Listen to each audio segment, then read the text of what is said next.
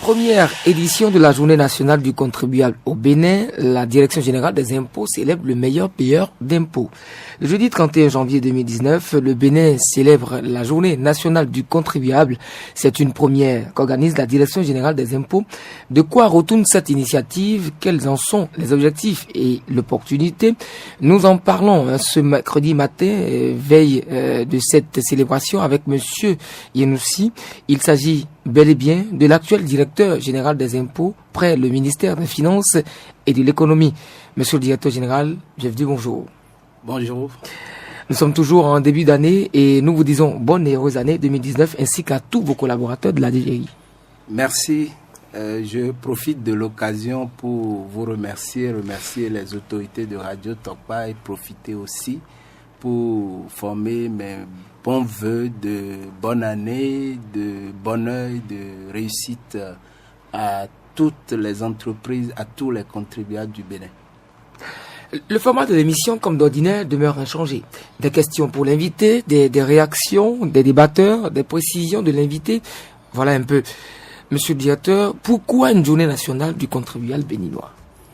La Direction générale des impôts, sous la houlette du ministre de l'économie et des finances, a décidé d'organiser pour la toute première fois dans notre pays une journée de célébration du contribuable pour promouvoir le civisme fiscal. Le civisme fiscal, c'est simplement le comportement du contribuable, de l'usager qui consiste à se conformer à la législation fiscale, à déclarer et à payer à bonne date ses impôts. Et c'est quoi l'objectif poursuivi à travers l'organisation d'une telle journée? Nous avons estimé que pour promouvoir le civisme fiscal, il faut, entre autres, partir de l'exemple. Il faut choisir, il faut citer un certain nombre de personnes qui se comportent très bien et les présenter au public, les encourager à mieux faire et en même temps à reconnaître ce qu'ils font en leur décernant par exemple un trophée. Dans certains pays, cela se passe, je peux citer le Ghana. À côté, c'est de coutume d'organiser des Taxpayers Day où on distingue les meilleurs payeurs. On fait une grande fête et cela se passe même par département. Mais pour nous, comme c'est la toute première édition, nous avons voulu en faire une édition nationale concentrée à Cotonou et les autres années, nous allons réfléchir pour voir comment diversifier tout cela, comment mettre le contribuable au centre de ce que nous faisons parce qu'on ne le dit pas assez. Sans les impôts, on ne peut pas construire le Bénin. C'est avec les impôts que les salaires sont payés, que la police est capable de réguler la circulation. C'est avec les impôts que les centres de santé peuvent tourner, que les écoles peuvent fonctionner normalement, qu'on peut avoir de l'eau potable. Même si on fait recours à des financements extérieurs, à la fin, il faut payer. Et pour payer, on va faire recours encore une fois encore aux contribuables. Donc il faut le dire, il faut insister là-dessus, on ne le fait pas assez. Cela ne veut pas dire que nous sommes en train de chercher des moyens pour traquer les contribuables. Ce n'est pas du tout ça, mais la promotion du civisme, le civisme fiscal dans un pays est fondamental. Où en êtes-vous par rapport aux préparatifs de la journée, monsieur le directeur? Merci, c'est déjà ce que nous sommes en train de faire. Le jeudi, donc demain à 19h, nous faisons la célébration en soirée. Nous avons commencé par mettre des affiches dans la ville, c'est visible. En dehors de cela, nous avons mis en place une organisation qui nous a permis d'adresser déjà les invitations aux différentes autorités et personnalités politico-administratives du pays. Les personnes nominées sont déjà informées de ce que demain on pourra les reconnaître. Le meilleur, monsieur le directeur, le meilleur contribuable, est-il celui qui paie plus d'impôts? Pas forcément. Nous avons mis en place un certain nombre de critères. Mais le paiement des impôts dépend de l'activité que vous exercez, de ce que vous faites.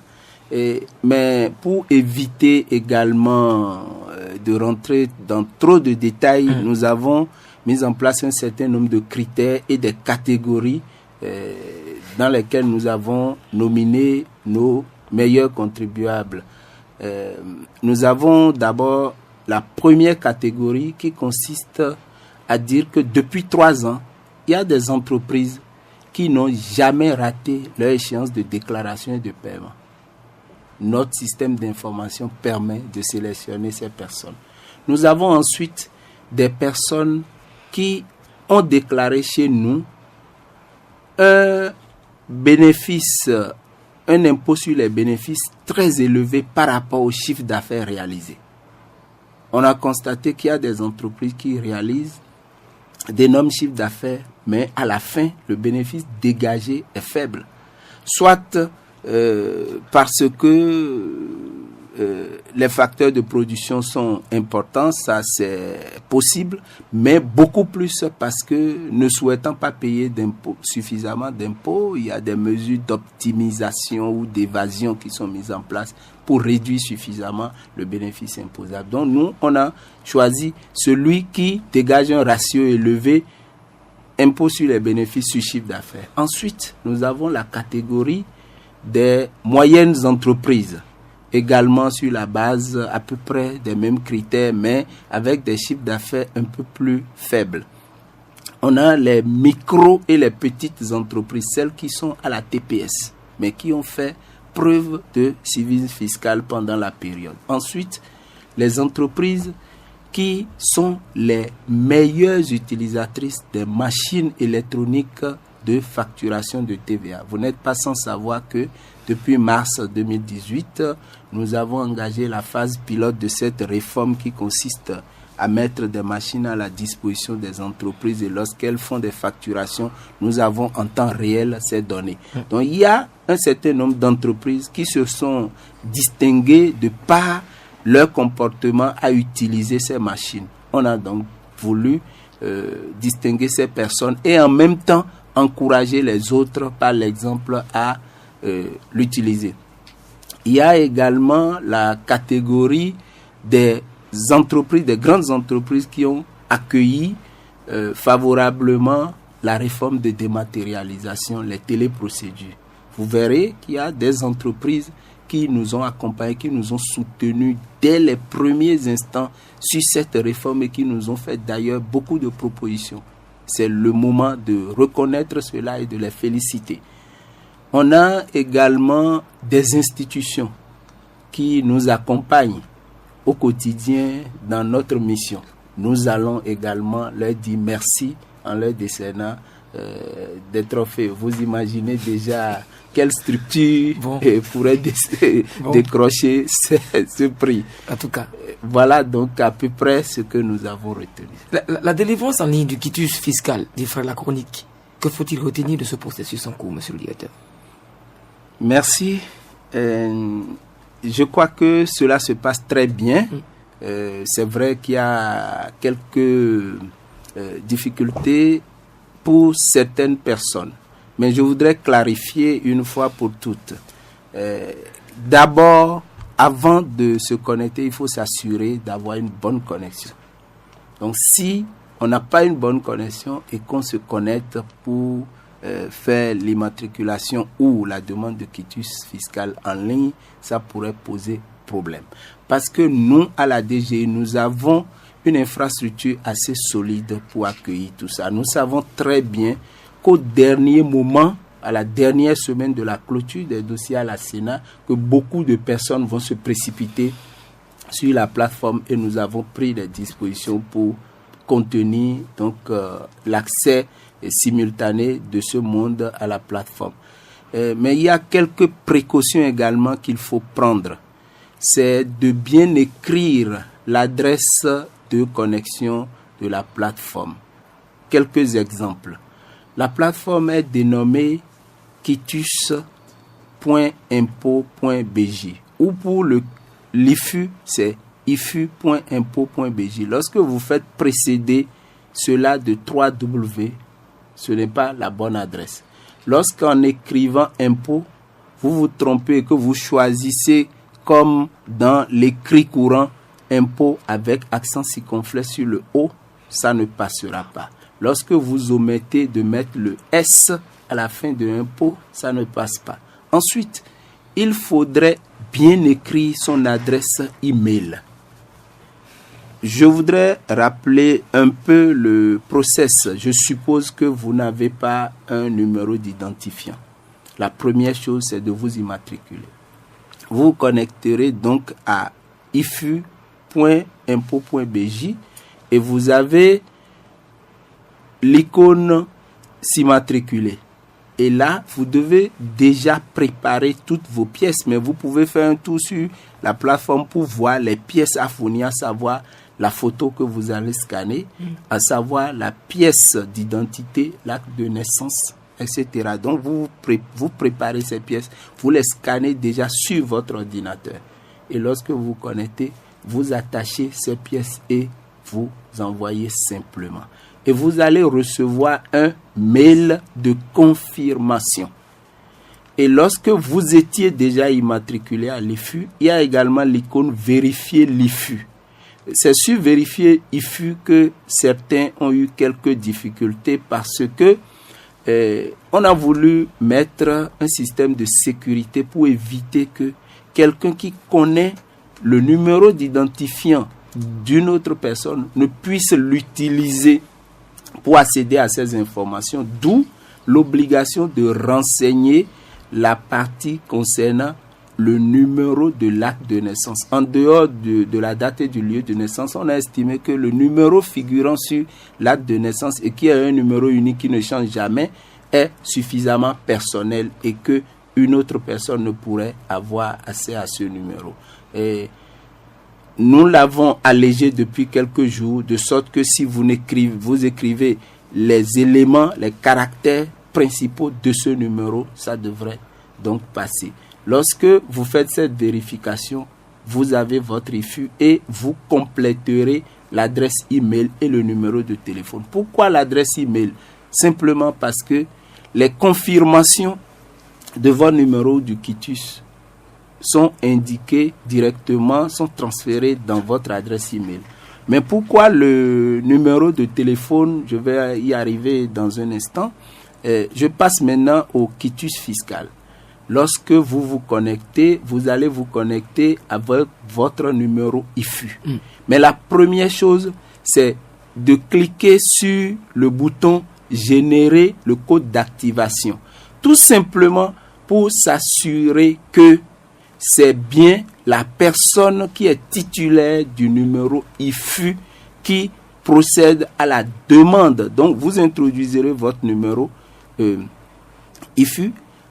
Et étant donné que votre adresse email est déjà enregistrée dans le système, en cliquant sur le code d'activation, le code secret est directement généré dans votre adresse email et vous irez récupérer cela pour l'inscrire sur la plateforme et continuer le processus. Donc, lorsque vous inscrivez le code d'activation, vous poursuivez, vous renseignez les champs concernant les différents centres d'impôts dans lesquels vous avez l'habitude de payer vos impôts et vous renseignerez également votre profession et ensuite les différents impôts que vous avez l'habitude de payer. Mais derrière, nous avons déjà conçu une base de données centralisée pour faire les recherches pour savoir si vous avez payé, si vous êtes à jour, etc.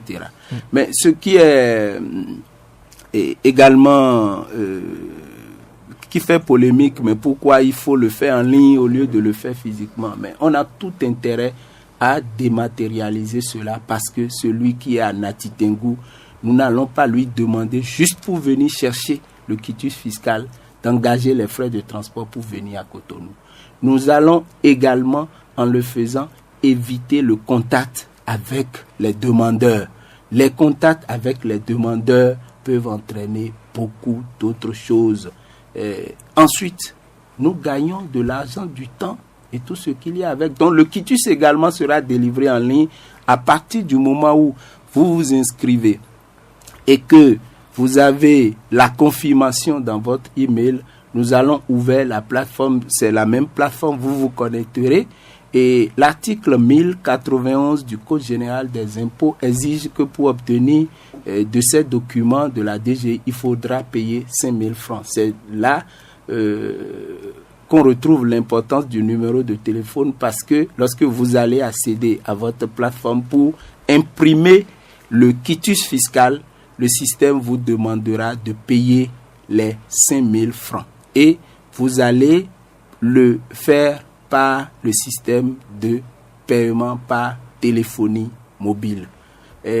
Nous avons travaillé avec un agrégateur qui a mis les deux sociétés de GSM dans le système, que votre numéro soit Move ou MTN, vous pouvez le faire, mais également la possibilité, lorsque vous n'avez pas un compte mobile, d'utiliser n'importe quel numéro de téléphone. L'essentiel, c'est que le compte soit pourvu, vous introduisez n'importe quel numéro de téléphone, vous validez, le débit est fait automatiquement et vous imprimerez votre quitus fiscal. Donc je voudrais rassurer sincèrement tout le monde que ça se passe très bien. Nous recevons tous les jours des inscriptions, de jour comme de nuit. Je voulais même préciser que si ce n'était pas dématérialisé, ce serait d'ailleurs limité, parce que les usagers auront de 8h à midi et demi et de 15h à 18h30. Alors que ce matin, en venant ici, moi j'ai déjà consulté et constaté que